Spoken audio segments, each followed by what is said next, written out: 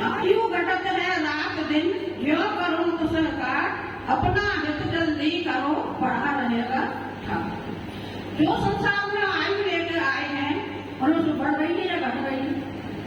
घट रही है, लेकिन हमें इसका कोई भान नहीं है कि हम संसार के कारणों में इतने उलझे हुए हैं कि हमें अपने जीवन का कुछ भी पता नहीं है। जब बच्चा छोटा सा होता है, जब जन्म लेता है, तो हमें पता भी नहीं कब बड़ा हो गया, कब क्या हो गया, कैसे हमें पड़ता कब पढ़ रहा कब नहीं पढ़। उसी तरह से आयु दिन प्रतिदिन हमारी क्षीण हो रही है, लेकिन हम संसार काल में इतने उलझे हुए हैं कि हमें अपना कोई भी ज्ञान नहीं। जब हम संसार में आए हैं, किस लिए आए हैं? अपना कुछ हित करने के लिए आए हैं, या संसार में ऐसे ही बगैर टिकट के ट्रेन में सफर करके ऐसे बगैर टिकट के लौट जाना नहीं है? तो जब इतने बड़े आजा परमेश्वरी आपके सामने विराजमान है और इतना ज्ञान सुबह शाम आपको मिल रहा है, फिर भी आपकी आत्मा पर कुछ भी असर नहीं हो रहा। क्यों नहीं हो रहा? क्योंकि अनादिकाल से हमारे संस्कार ऐसे पड़े हुए हैं कि हम भोगों में ही लिप्त रहे हैं और भोग ही हमें अच्छे लगते हैं, धर्म का कार्य हमें अच्छा नहीं लगता। अच्छा, कोई अगर हमारे अपने घर, तुम्हारे घर में अगर कोई फंक्शन हो या कोई प्रोग्राम हो, तो आप पहले कहाँ जाओगे? पहले गुरु के पास आओगे या मंदिर आओगे या वो प्रोग्राम अटेंड करोगे? सही बताना, कहाँ जाओगे? प्रोग्राम अटेंड करोगे तो कहाँ काटते हो? धर्म को ही,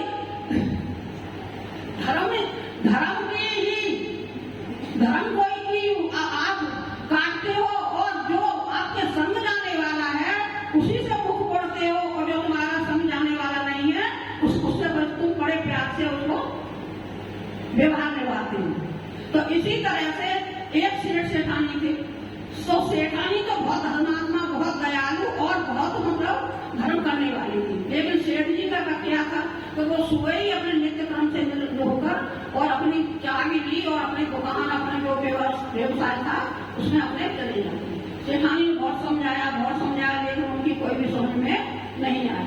तो एक दिन जब ज्यादा सेठानी ने कहा तो बोले कि तू धर्म करती है तो उस तेरा हाथ पकड़ के ही मैं भी पीछे पीछे आ जाऊंगा। तो ऐसा हो सकता है कि कर्म कोई करे और कोई उसका भोग हो गए। माता जी समझा रही है, नहीं समझा रही कि जो कर्म खुद करोगे वो तुम्हारे लिए, अपना धर्म करो या पाप करो या पुण्य करो, कुछ भी करो, वो तुम्हें ही भोगना। जब भोगना है तो जब वो सेठ जी की समझ में नहीं आए तो दिन ऐसे व्यतीत होते गए और सेठ सेठानी का दोनों का मरण हो गया। जब मरण हो गया, जब मरण हो गया तो सेठानी ने तो एक राजा के घर में जन्म लिया, राजकुमारी ने, और जो सेठ जी का जीव जो था वो उसी राजा के यहाँ ऊँट का जन्म लिया। उसने ऐसे समय निकलता गया, राजकुमारी बड़ी हुई और सेठ भी अपनी बड़ा हुआ। जब राजकुमारी बड़ी हुई तो राजा को चिंता हुई तो अब इनकी शादी कर देनी चाहिए। तो राजकुमारी की शादी तय कर दी। जब शादी तय कर दी अब राजकुमारी है तो उसी तरह से दहेज और को राजा महाराजा के यहाँ कैसे दिया जाता है वो दिया जाएगा। जब रानी की शादी हुई तो वो जो रानी की शादी में जो दहेज देना था वो उस ऊँट के ऊपर मतलब ऊँट को ही उसको इस्तेमाल किया गया कि ये ऊँट भी हमें दहेज में देना है। तो अब देखो जीव के संस्कार ऐसे होते हैं, हम ये कहते हैं कि हमारी मृत्यु हो जाएगी तो हम छूट जाएंगे। जब दुखी जीव होता है क्या कहते हैं, अरे भगवान हम मर जाएं तो अच्छा है, लेकिन छूटते नहीं है।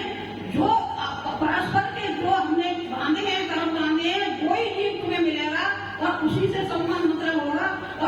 और ये नहीं है कि हम ये पर्याय छूट गई तो हम छूट गए, ऐसा कभी नहीं सोचना।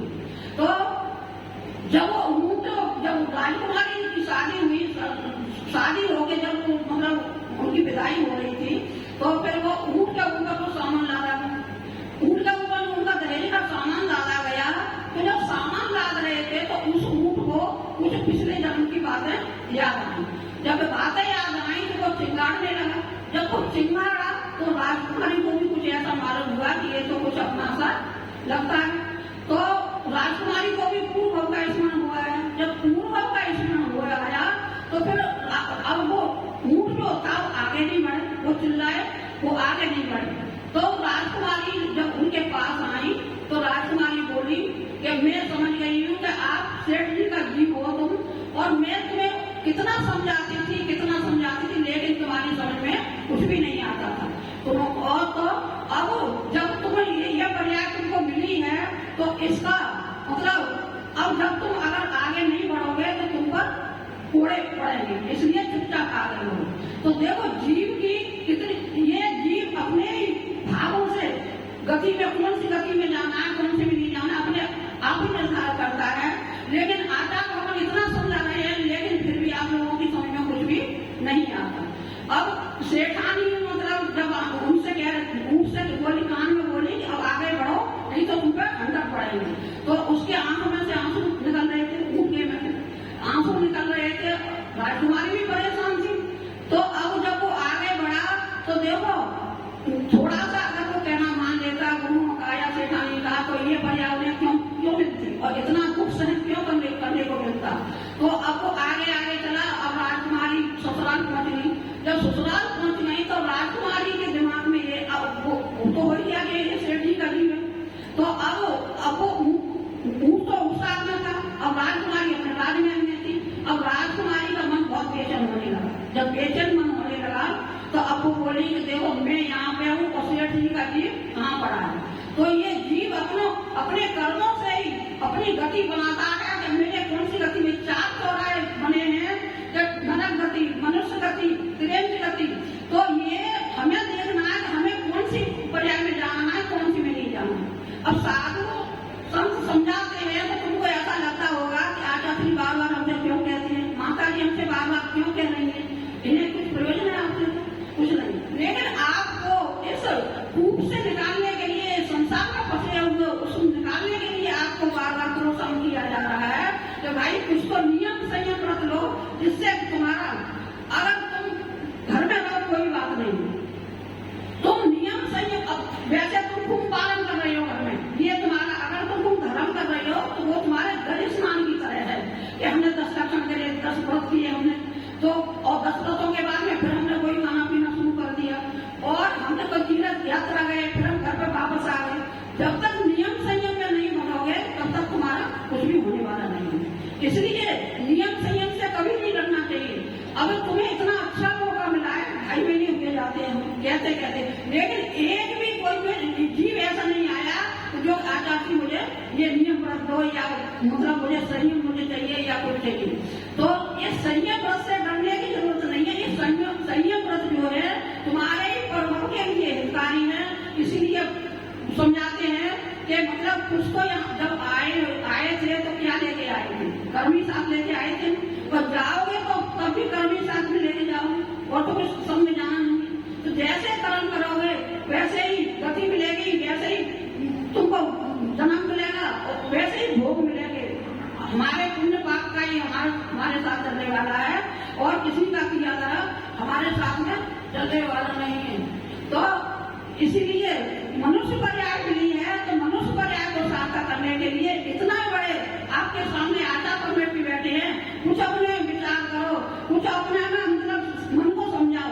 चलो पूरे दिन व्यस्त रहते हो, कोई बात नहीं, रात को सोते समय तुम विचार किया करो कि हम पूरे दिन में आज हमने क्या किया और क्या नहीं किया, कितना हमने अपने लिए किया, कितना हमने पाप किया, कितना हमने पुण्य किया।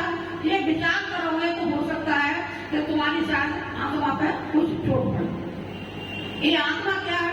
ये आत्मा पे जैसे पहले जमाने में लालटेन हुआ करती थी, तो लालटेन पे वो एक चिमनी हुआ करती थी, तो चिमनी पे जब कालिक हो जाती थी तो वो रोशनी नहीं आती थी।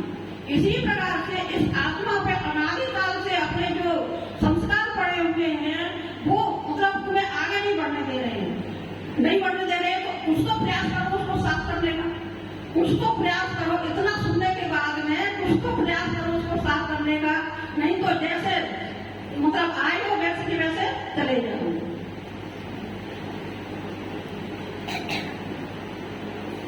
इसलिए आचार्य कमेटी के पास आकर के कुछ नियम संयम लेकर के अपना जीवन मतलब धन्य करो। कोई आचार्य सुंदर स्वर्ग की महाराज